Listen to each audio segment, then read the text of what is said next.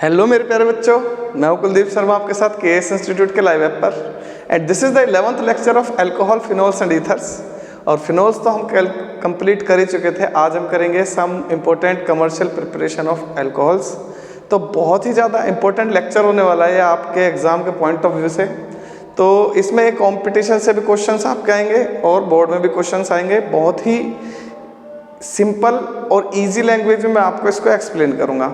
तो मेरे प्यारे बच्चों, first of all thanks to you कि आप इतना ज़्यादा प्यार और सपोर्ट दे रहे हो मुझे, जिसकी मैंने कभी इमेजिनेशन भी नहीं की थी। केवल 2 मंथ में आपने मुझे इतना ज़्यादा प्यार दिया, मतलब unbelievable. Thank you so much. तो चलिए स्टार्ट करते हैं हम अपना lecture. So this is the alcohol, phenol and ethers.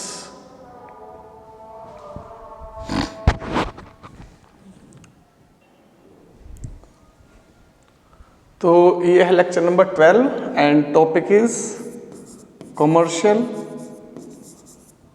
Preparation of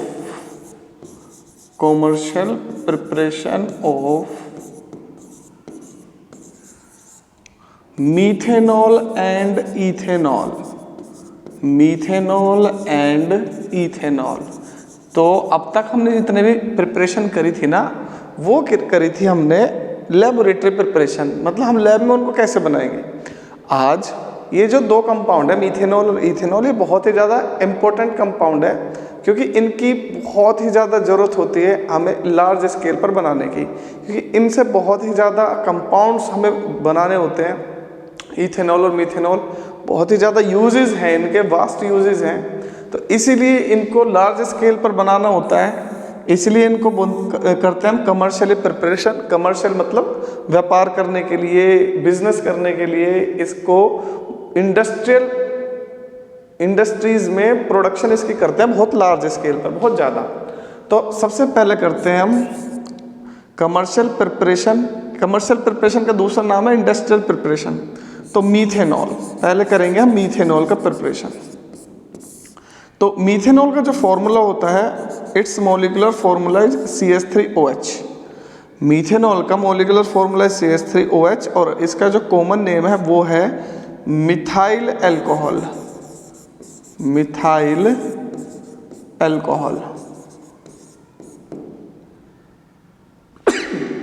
sorry.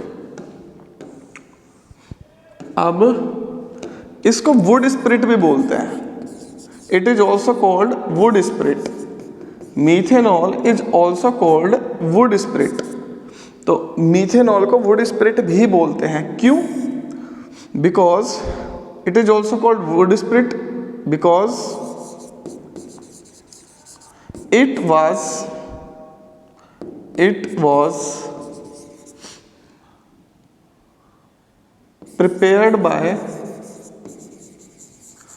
was prepared by destructive distillation of wood। तो इसे लकड़ी के डिस्ट्रक्टिव डिस्टिलेशन से बनाते थे, अब नहीं बनाते। ये बात ध्यान रखने वाली बात है। इसको बनाते थे, अब नहीं बनाते। किससे बनाते हैं वो मैं आगे बताऊंगा।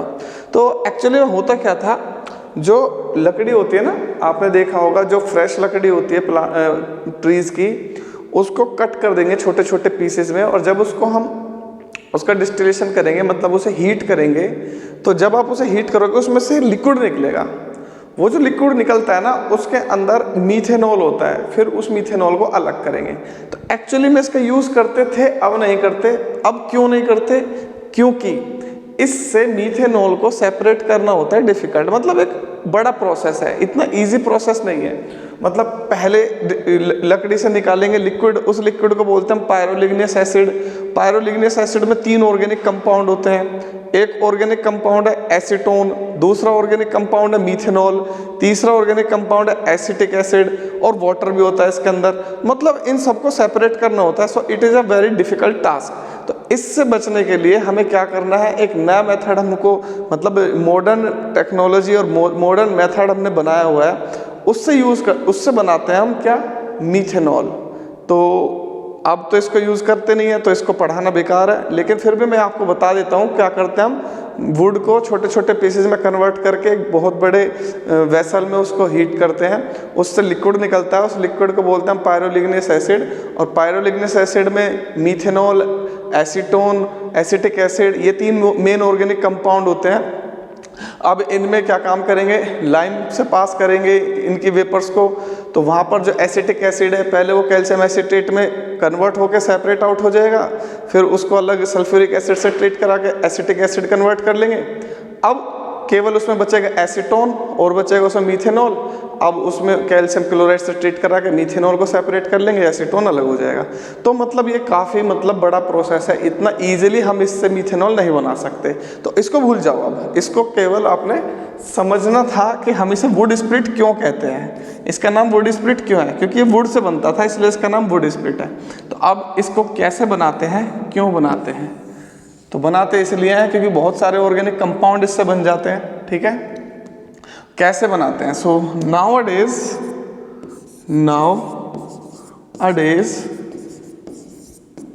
methanol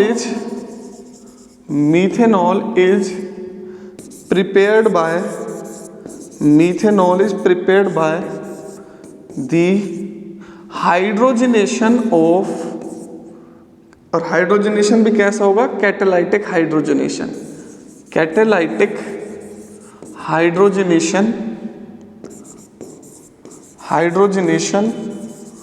of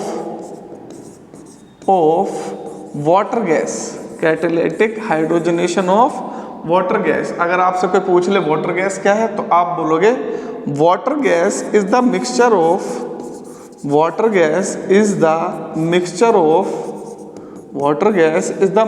of carbon monoxide and hydrogen gas. तो कार्बन मोनोऑक्साइड और हाइड्रोजन का मिक्सचर होता है वाटर गैस। तो कार्बन मोनोऑक्साइड क्या होता है, CO, हाइड्रोजन क्या होती है, H2। तो इसको हीट करेंगे हम हाई टेम्परेचर और प्रेशर पर। तो कैटलिस्ट यहाँ पर यूज़ करते हैं, जिंक का ऑक्साइड यूज़ कर लेते हैं, कॉपर का ऑक्साइड यूज़ कर लेते हैं, क्रोमियम का ऑक्साइड यूज़ कर लेते हैं। ठीक है, और यहाँ पर टेम्परेचर और प्रेशर तो 200 atm। तो इसे हीट करोगे तो ये बन जाएगा मीथेनॉल डायरेक्टली। अब इसमें मिक्सचर नहीं बनेंगे, फिर उनको हमें प्योरीफाइड नहीं करना पड़ेगा, डायरेक्ट बन जाएगा मीथेनॉल वाटर गैस से, क्योंकि ये क्या है, वाटर गैस, और ये क्या है, मीथेनॉल। तो देख लो भाई, कमर्शियल प्रिपरेशन इसकी बहुत ईजी है, इसमें कोई डाउट नहीं है, नोट कर लो, सिंपल है, एग्जाम में आती है 1 मार्क्स की। ठीक है,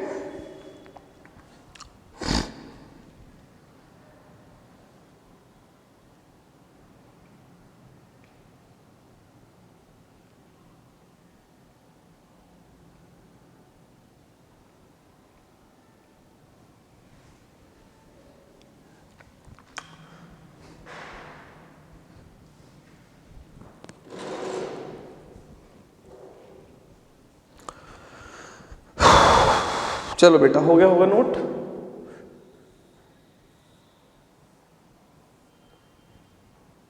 तो अब ये बताओ मीथेनॉल का नेचर कैसा होता है। तो याद रखना, methanol is highly poisonous,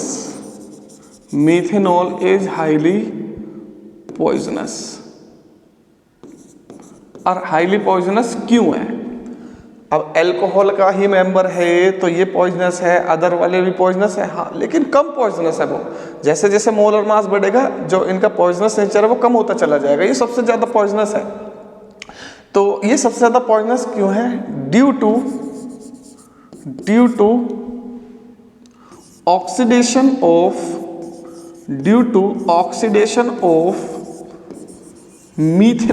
methanol to methanoic acid. तो मीथेनॉल का ऑक्सीडेशन हो जाता है मीथेनोइक एसिड में। तो मीथेनॉल का ऑक्सीडेशन होता है मीथेनोइक एसिड में। तो जब हम इसको कंज्यूम करेंगे और हमारी बॉडी में, हमारे स्टमक में मीथेनॉल कन्वर्ट हो जाएगा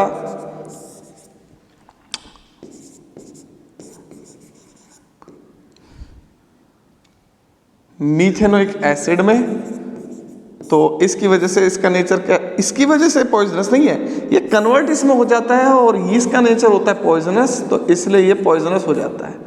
तो इसके ट्रीटमेंट के लिए बहुत अच्छा सा एक उपाय करते हैं, एक इसका ट्रीटमेंट है। तो 10% solution of ethanol, 10% solution of ethanol is used in the treatment of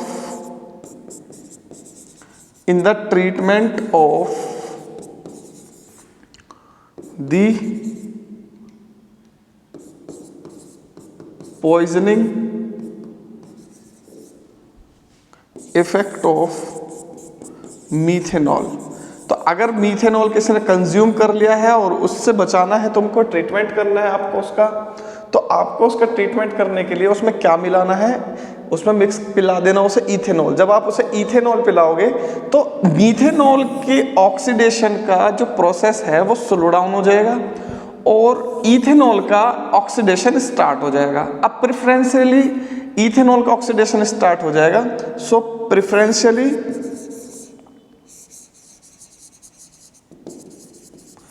ethanol gets oxidized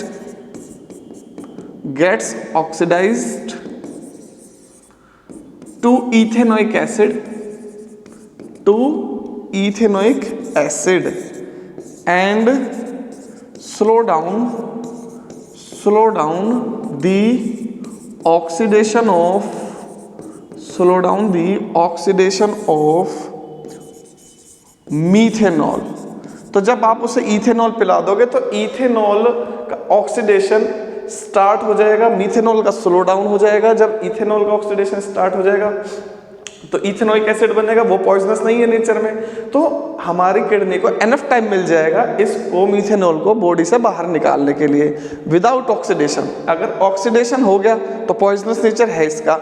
जब इसका ऑक्सीडेशन नहीं होगा और किडनी को टाइम मिलेगा उसको एग्जर्ट करने के लिए बॉडी से बाहर, तो ऑक्सीडेशन होगा इथेनॉल का और इसका ऑक्सीडेशन होगा नहीं, किडनी को टाइम मिल जाएगा। तो ये एज अ एंटीटोड यूज करते हैं हम ethanol. So ethanol it is used as antidote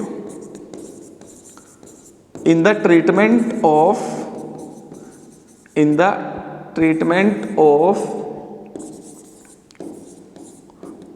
poisoning effect of methanol। अब आप समझ गए होंगे, इससे अच्छा कोई एक्सप्लेन नहीं करेगा आपको, इतनी सिंपल लैंग्वेज में आप इसको नोट कर सकते हैं अगर आपको नोट करना हो तो। अदरवाइज आपको नोट्स चाहिए हो तो मुझे आप टेलीग्राम चैनल पर, डिस्क्रिप्शन में जो टेलीग्राम चैनल का लिंक होगा मैं डाल दूंगा इसके डिस्क्रिप्शन में, उससे आप टेलीग्राम चैनल को ज्वाइन कर लेना और उस पर जो भी आपको नोट्स चाहिए आप मुझे बस मैसेज कर देना, मैं आपको नोट्स दे दूंगा।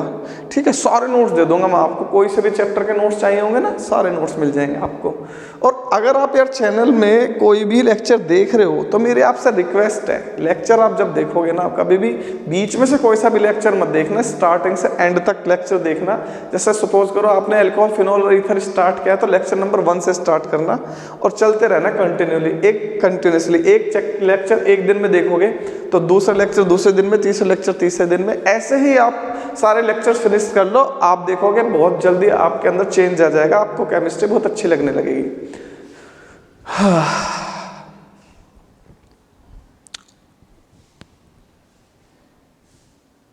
चलो बेटा, हो गया नोट? चलो भाई करते हैं अब।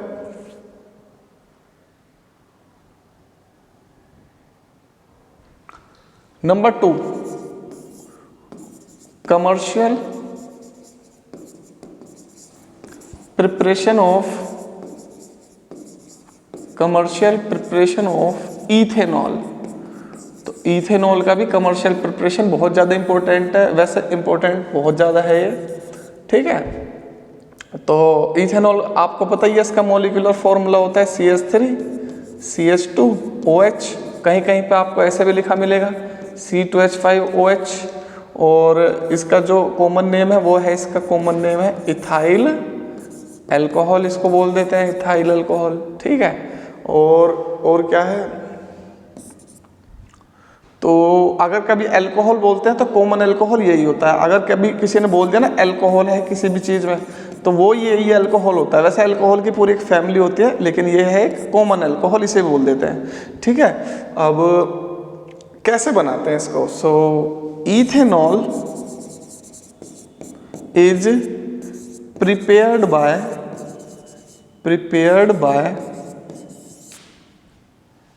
फर्मेंटेशन।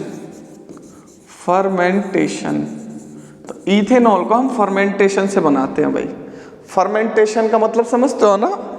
वैसे हिंदी में भी बता देता हूँ इसको। वैसे हिंदी में इसके लिए वर्ड यूज होता है किण्वन। जिसको समझ में आता है वो समझ रहा होगा, जिसे नहीं आता कोई बात नहीं, लेकिन मैं समझा देता हूँ क्या होता है फर्मेंटेशन। एंजाइम्स के प्रेजेंस में एक सब्सटेंस को दूसरे सब्सटेंस में चेंज करने का जो प्रोसेस है उसे बोलते हैं फर्मेंटेशन। तो फर्मेंटेशन में आपने देखा होगा मिल्क को हम कर्ड में कन्वर्ट कर लेते हैं, एक्चुअली में इट इज अ फर्मेंटेशन। ये जो प्रोसेस है इसको हम फर्मेंटेशन बोलते हैं। तो फर्मेंटेशन में दूध से दही बनाते हैं, ऐसे ही इथेनॉल को बनाते हैं फर्मेंटेशन से। तो फर्मेंटेशन से कैसे बनाते हैं इसको? तो एक्चुअली में ये एक सिंपल प्रोसेस नहीं है, ये मल्टी स्टेप में होने वाला प्रोसेस है। और दो तरीके के सब्सटेंस से हम बना सकते हैं इथेनॉल। तो इथेनॉल को आप ज़्यादातर ऐसे समझते होंगे कि शराब है। यस, ये वाइन में होता है, शराब में यही होता है। और जो नॉर्मली 5%, 6%, 7% होता है शराब के अंदर, ये बस 10% तक सेफ होता है, उससे ज़्यादा ये भी सेफ नहीं होता है। सो अप्रोक्सीमेटली 10% तक ये सेफ है, above 10% it is unsafe for drinking. तो फर्मेंटेशन क्या होता है? तो फर्मेंटेशन बता देता हूँ मैं।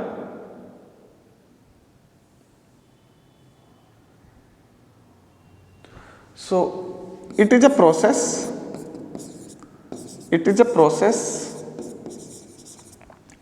which occur in the presence of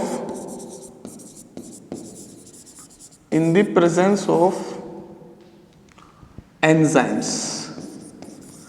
तो ये एक प्रोसेस है जो एंजाइम्स के प्रेजेंस में होता है, ठीक है।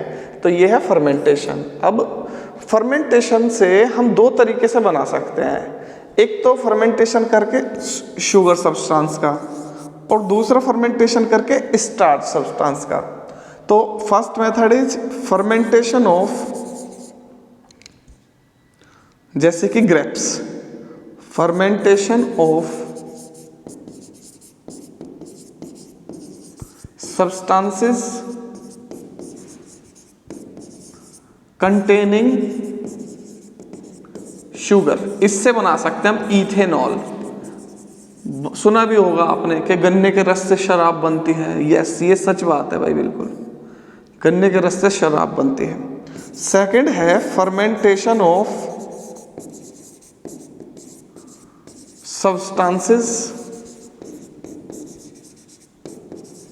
Containing starch. तो स्टार्च से बनता है इथेनॉल। आपने सुना होगा गेहूं से, जौ से, मक्का से, इनसे बनता है इथेनॉल, शराब बनती है। बिल्कुल सही बात है। कैसे बनता है तो मैं बताता हूं। पहले मेथड नंबर 1 कौन सा? फ्रॉम शुगर, मतलब शुगर वाले सब्सटेंस से। अब जिन सब्सटेंस में शुगर होता है उससे आप इथेनॉल बना सकते हो। शुगर जैसे कि शुगर केन, गन्ना, और ग्रेप्स मतलब बिल्कुल पके हुए जो अंगूर होते हैं, आप उनसे बना सकते हो, क्योंकि उसमें आपको पता ही है शुगर होता है। जो भी शुगर वाली चीज़ें हैं, मीठी चीज़ें हैं, ठीक है, उनसे आप बना सकते हो। ठीक, आप चीकू से बना सकते हो, आप जो भी मीठी चीज़ें हैं, जैसे कि आप वाटरमेलन से बना सकते हो, जिनमें शुगर है उनसे बना सकते हो इसे। तो अब देखो, this process involve in the following 2 steps। तो ये प्रोसेस 2 स्टेप्स में होता है। पहला स्टेप क्या है? Conversion of sugar into glucose या फ्रक्टोज। तो शुगर को पहले कन्वर्ट करते हैं ग्लूकोज में या फ्रक्टोज में। सो व्हेन शुगर, अब वो डिपेंड करता है कौन सी शुगर है, तो मैं केन शुगर लेके चल रहा हूं यहां पर, ठीक है। ये सुक्रोज लिख लो, from sucrose, when sucrose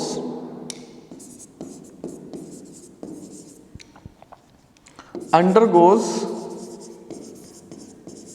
hydrolysis in the presence of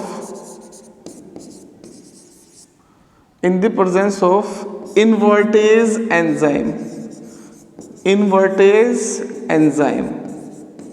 तो क्या बन जाएगा? Glucose and fructose.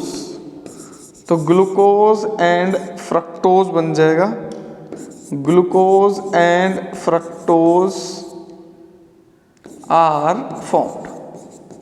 तो ग्लूकोज और फ्रक्टोज बन जाएगा C12H22O11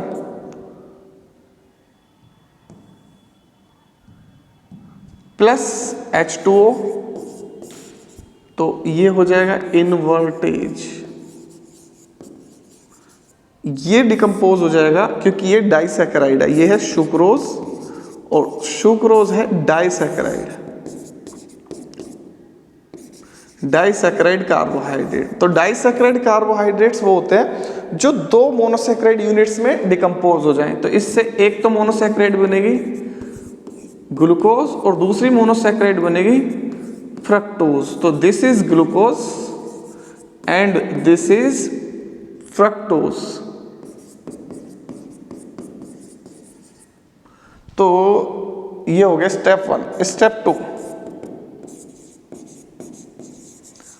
कन्वर्जन ऑफ ग्लूकोज या फ्रक्टोज इनटू इथेनॉल। तो ग्लूकोज या फ्रक्टोज का कन्वर्जन कर दो इथेनॉल में। तो करें भाई? यस। सो व्हेन ग्लूकोज या fructose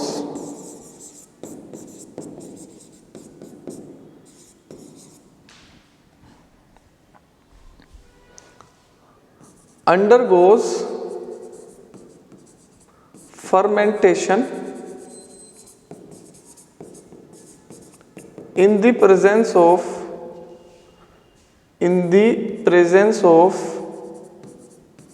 zymes, in the presence of zymes। ये एंजाइम का नाम है।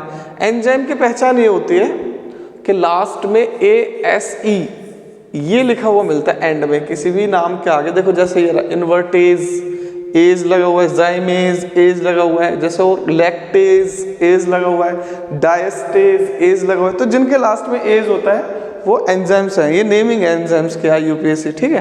तो यहाँ पर देखो, अब आ जाते हैं हम आगे, क्या बन जाएगा? Ethanol is formed, ethanol is formed. अब आजकल बहुत यूज हो गया इथेनॉल का मेडिसिन इंडस्ट्री में, मतलब ड्रग इंडस्ट्री में बहुत ज़्यादा यूज़ है। एज अ सॉल्वेंट इसका यूज़ है, लेबोरेटरी में इसका यूज़ है। और तो और अब इतना ज़्यादा प्रोडक्शन करने लगी कंट्रीज इसका, जिससे कि पेट्रोल पर या क्रूड ऑयल पर डिपेंडेंस कम हो जाए। क्योंकि अब आजकल आपने सुना होगा पेट्रोल पंप पे पावर के नाम से मिलता है पेट्रोल। पावर एल्कोहल या पावर पेट्रोल के अंदर क्या होता है? पावर के अंदर होता है एल्कोहल मिक्स। कौन सा एल्कोहल? इथेनॉल। अभी बताऊंगा मैं आगे क्या होता है। तो C6H12O6, तो ये है ग्लूकोज फ्रक्टोज। फ्यूल है ये एक तरीके का, बहुत जल्दी आग लगती है इसमें। प्लस प्लस प्लस कुछ नहीं, जाइमेज क्या बन जाएगा, C2H5OH प्लस, इसमें से बबल्स निकलते हैं CO2 गैस के। ये भी याद रखना, क्वेश्चन आया हुआ है, ये फर्मेंटेशन में कौन सी गैस लिबरेट होती है, MCQ में, नीट में तो आया हुआ है पता नहीं कितनी बार, फर्मेंटेशन प्रोसेस में कौन सी गैस लिबरेट होती है। तो ये है हमारा भाई मीथेनॉल बन गया। मैंने एक मेथड बता दिया, सब्सटेंस कंटेनिंग शुगर, उससे मीथेनॉल कैसे बनाएंगे, इथेनॉल ऐसे बनाएंगे। अब इसके बाद बताऊंगा मैं सब्सटेंस कंटेनिंग स्टार्च। पहले इसे कर लो नोट।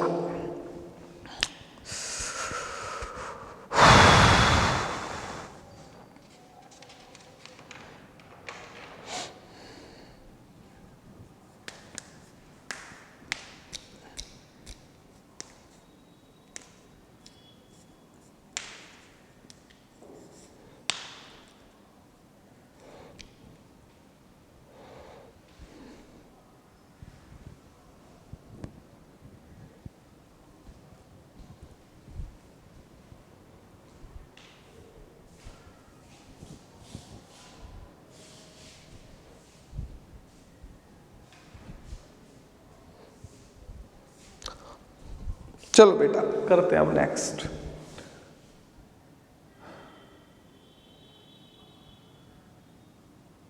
जहां तू है वहां मैं हूं, मेरे दिल की तू धड़कन है,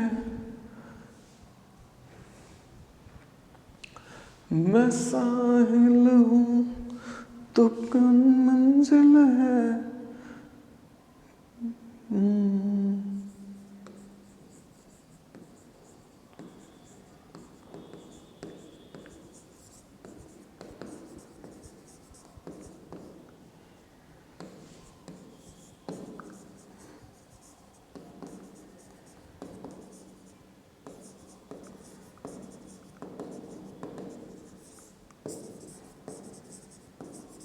चलो preparation of ethanol by the substances containing starch. तो ये होता है 3 स्टेप में।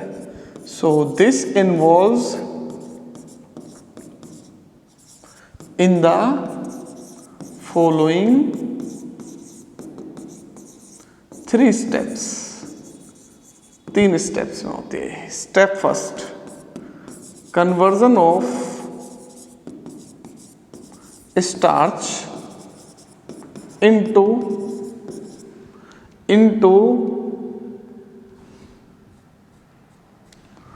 माल्टोज। पहले पॉलीसैकेराइड को डाइसैकेराइड में कन्वर्ट करेंगे। इन द प्रेजेंस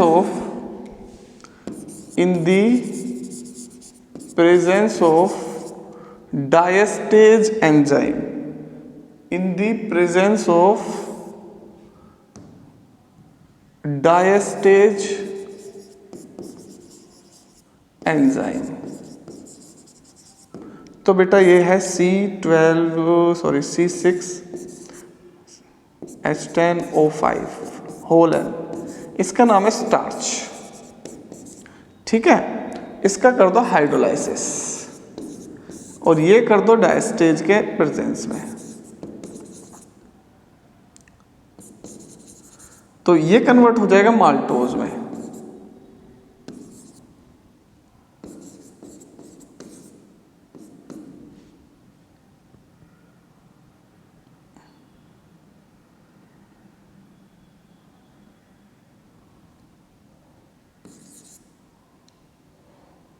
एन आएगा यहां पर।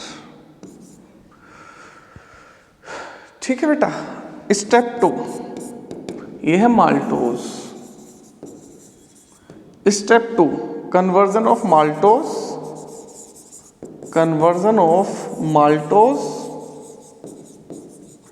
into glucose. तो माल्टोज का ग्लूकोज में conversion in the presence of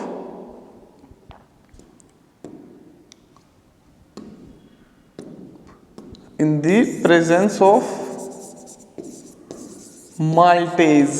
तो माल्टेज एंजाइम से होगा ये। C12H22O11 ये क्या है, माल्टोज अब आगे की रिएक्शन तो तुम्हें पता ही है, हाइड्रोलाइसिस, माल्टेज किस में कन्वर्ट हो जाएगा, C6H12O6, और ये दोनों यूनिट ग्लूकोज की बनेगी इसमें। और स्टेप थर्ड एंड लास्ट, अब खत्म हो जाएगा ये वाला टॉपिक, कन्वर्जन ऑफ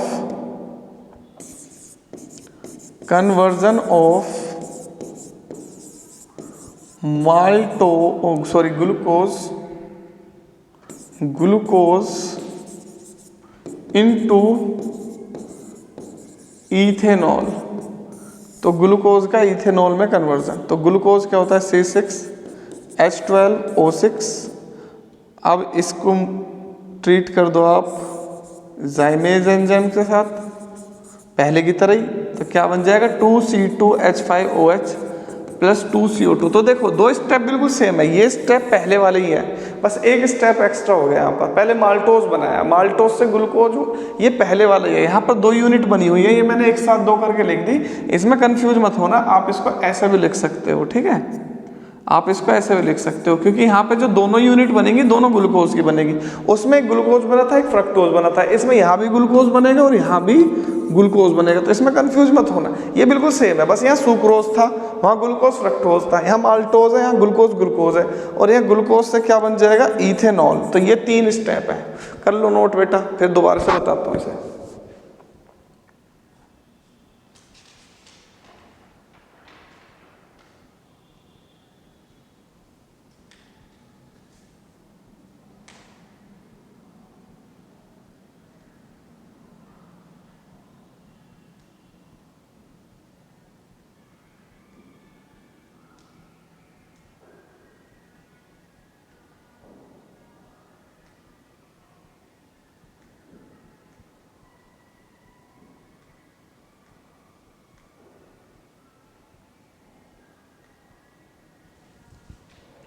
हो गया, चलो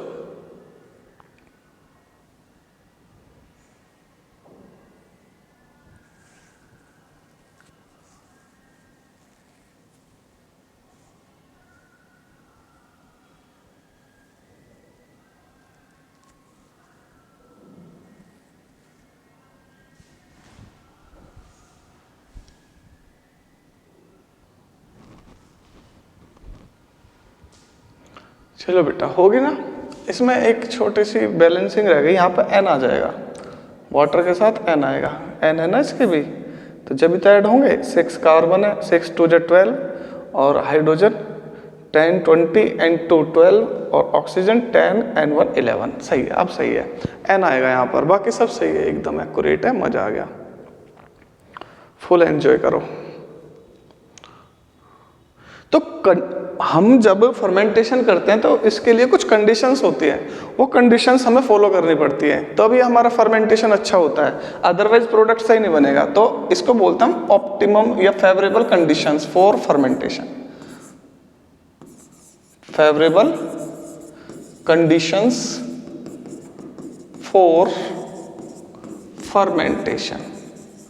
तो फर्मेंटेशन के लिए फेवरेबल कंडीशंस क्या क्या है, तो favourable condition number 1, optimum temperature.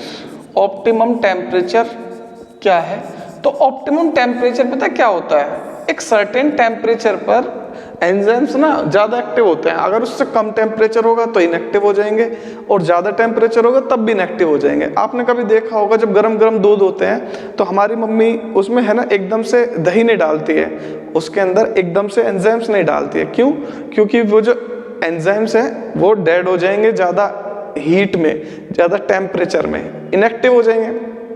तो पहले वो रूम टेम्परेचर पे आता है, रूम टेम्परेचर पर रख देते हैं उसको थोड़ी देर के लिए, हल्का सा टेम्परेचर ज़्यादा होता है बस उससे, फिर डालते हैं, मतलब एक ऑप्टिमम टेम्परेचर होता है। या कभी कभी ऐसा करो, फ्रिज में रखा ठंडा कर दिया आपने दूध, और उसमें डाल के देख लेना, जब भी नहीं काम करेगा आपकी दही नहीं जमेगी। दही जब जमती है जब एक ऑप्टिमम टेम्परेचर हो, मतलब फर्मेंटेशन जब होता है जब टेम्परेचर ऑप्टिमम हो। तो ऑप्टिमम टेम्परेचर क्या होता है कि आप टेम्परेचर 25 से 35 डिग्री सेल्सियस के बिटवीन रखोगे तो ही फर्मेंटेशन अच्छा होगा, अदरवाइज नहीं होगा। नंबर 2, कंसंट्रेशन, तो जो सॉल्यूशन आप बना रहे हो उसका कंसंट्रेशन भी फिक्स होता है। अगर उससे ज़्यादा आप कंसंट्रेशन कर देते हो तो एंजाइम्स को मूव करने के लिए एनफ, जो मॉलिक्यूल को मूव करने के लिए एनफ जगह नहीं मिलेगी, तो वहाँ पर वो अच्छे से प्रॉपरली वर्क नहीं कर पाएंगे, उनके एक्टिव साइट्स पर बॉन्ड की फॉर्मेशन नहीं होगी, तो नए प्रोडक्ट्स नहीं बनेंगे। तो कंसंट्रेशन होनी चाहिए 8 to 10%। मतलब अगर 100 ml में सॉल्यूशन ले लूँ तो 10 ml उसके अंदर कंसंट्रेशन हमारी सब्सटेंस की होनी चाहिए, 90 ml होनी चाहिए वाटर। तो ये हो गई। और कुछ होते हैं nitrogen containing salts, mixing of nitrogen containing salts, और ये एक्ट करते हैं, एक्ट एज अ फूड की तरह काम करते हैं। किसके लिए? फॉर एंजाइम्स के लिए। तो कौन कौन से होते हैं? जैसे कि अमोनियम क्लोराइड, अमोनियम सल्फेट, तो ये कुछ ऐसे सब्सटेंस होते हैं, अगर आप इन्हें मिक्स कर दोगे तो फर्मेंटेशन अच्छा होगा। तो ये कुछ फेवरेबल कंडीशंस हैं, इनको आप लर्न कर लो बहुत अच्छे से। ये पूछ लेता है एग्जाम में, what are the favourable conditions for the good fermentation. अच्छे फर्मेंटेशन के लिए हमें कौन कौन सी कंडीशंस फॉलो करनी चाहिए। चलो भाई, हे भगवान तेरी माया। चलो, सम इंपॉर्टेंट डेफिनेशंस। तो कुछ इंपॉर्टेंट डेफिनेशंस हैं। नंबर 1, पहली डेफिनेशन है एब्सोल्यूट अल्कोहल।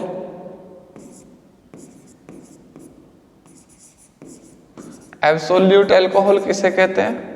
तो एब्सोल्यूट अल्कोहल कहते हैं 100% प्योर इथेनॉल, मतलब अल्कोहल, इसको बोलते हैं हम एब्सोल्यूट अल्कोहल। तो अगर आपसे कोई पूछ ले what is absolute alcohol, 100% pure को बोलते हैं। व्हाट इज पावर अल्कोहल, अगर आपसे कोई पूछ ले what is power alcohol, so power alcohol it is the mixture of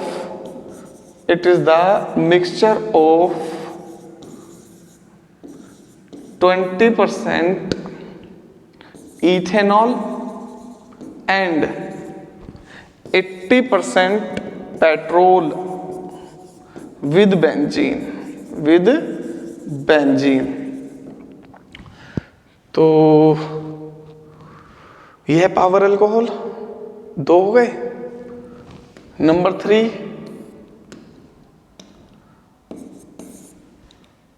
methylated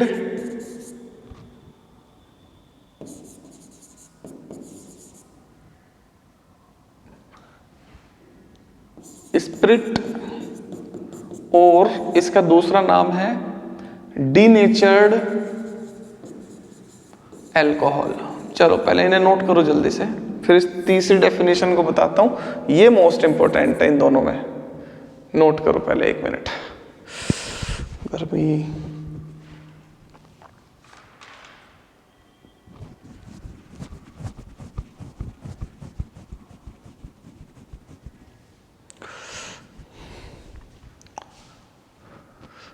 denatured है, अरे क्या हुआ इसे? डीनेचर्ड।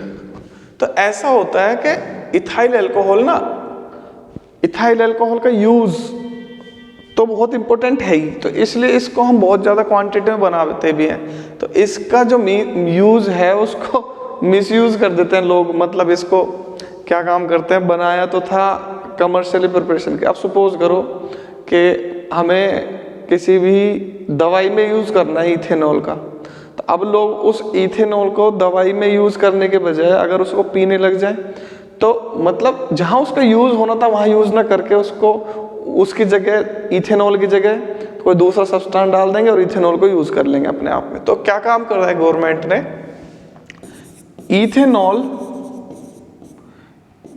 इज मेड अनफिट, इसको अनफिट बना देते हैं फॉर ड्रिंकिंग के लिए,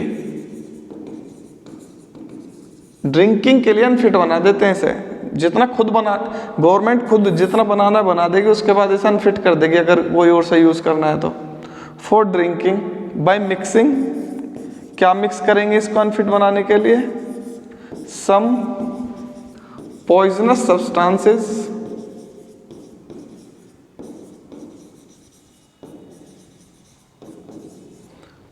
by mixing some poisonous substances like methanol, और क्या मिला देंगे इसके अंदर, रबर मिला देंगे इसके अंदर, और क्या मिला देंगे इसके अंदर, एसीटोन मिला देंगे इसके अंदर, पायरिडीन मिला देंगे इसके अंदर। तो ये कुछ पॉइजनस सब्सटेंस होते हैं जो मिक्स कर देते हैं।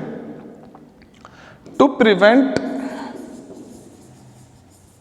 The misuse of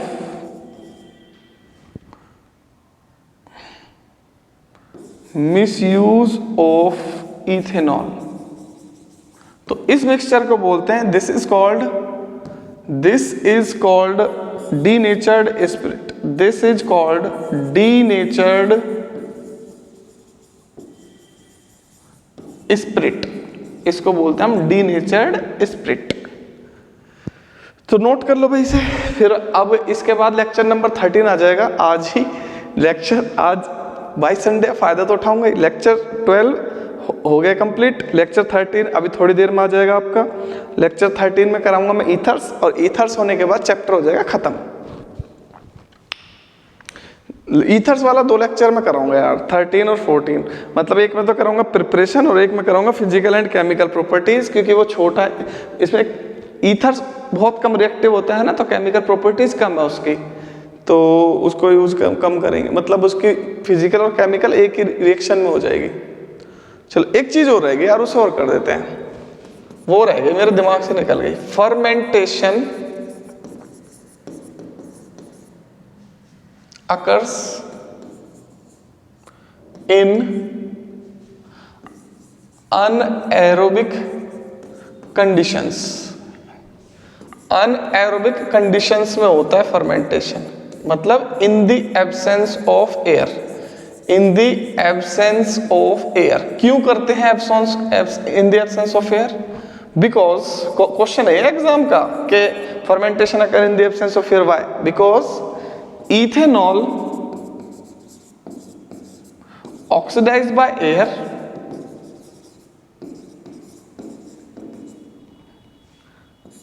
to form ethanoic acid which makes it sour। तो भाई हमारे पास था क्या? इथेनॉल, और अगर आप एब्सेंस में करोगे एयर की तो इथेनॉल ही रहेगा। आपने एयर की प्रेजेंस में खुला छोड़ दे तो ये कन्वर्ट हो जाएगा इथेनोइक एसिड। बनाना ये था, मिल गया ये। अब इसमें ये खट्टा होता है, टेस्ट में सौर होता है, अब आपको खट्टा खट्टा लगेगा इसकी वजह से। इथेनॉल पी के देखोगे, इसका टेस्ट आना चाहिए, आ रहा है इसका टेस्ट, वैसे इसका कोई टेस्ट नहीं होता, बहुत बेकार होता है, फिर भी लोग इसे खूब पीते हैं, लेकिन इसका टेस्ट बहुत अच्छा होता है। ये सिरका है, विनेगर, इसका टेस्ट अच्छा होता है। चाउमीन में डालते हैं, किसी में भी खट्टा टेस्ट करना हो इसमें डालते हैं। आपने देखा होगा विनेगर में, मतलब सिरके की जो ऑनियन होती है, प्याज कितनी अच्छी लगती है, और क्या नाम है, बहुत सारी चीज़ें बनती है, पिकल्स, अचार में, सब में यही होता है ज़्यादातर। तो ये बहुत अच्छी चीज़ है। तो मेरे प्यारे बच्चों, मेरे जिगर के टुकड़ों, मेरे दिल के टुकड़े नहीं, मेरा दिल तो अब हम करेंगे lecture number 13 and this is ether and it is part 3 and ये हो जाएगा 1 या 2 क्लास में फिनिश्ड। मिलते हैं कल सेम टाइम सेम जगह। Thanks so much, god bless you all, bye bye. यार शेयर सब्सक्राइब कर देना प्लीज, अच्छा कर रहे हो वैसे आप। मिलते हैं हम बाद में, बाय बाय।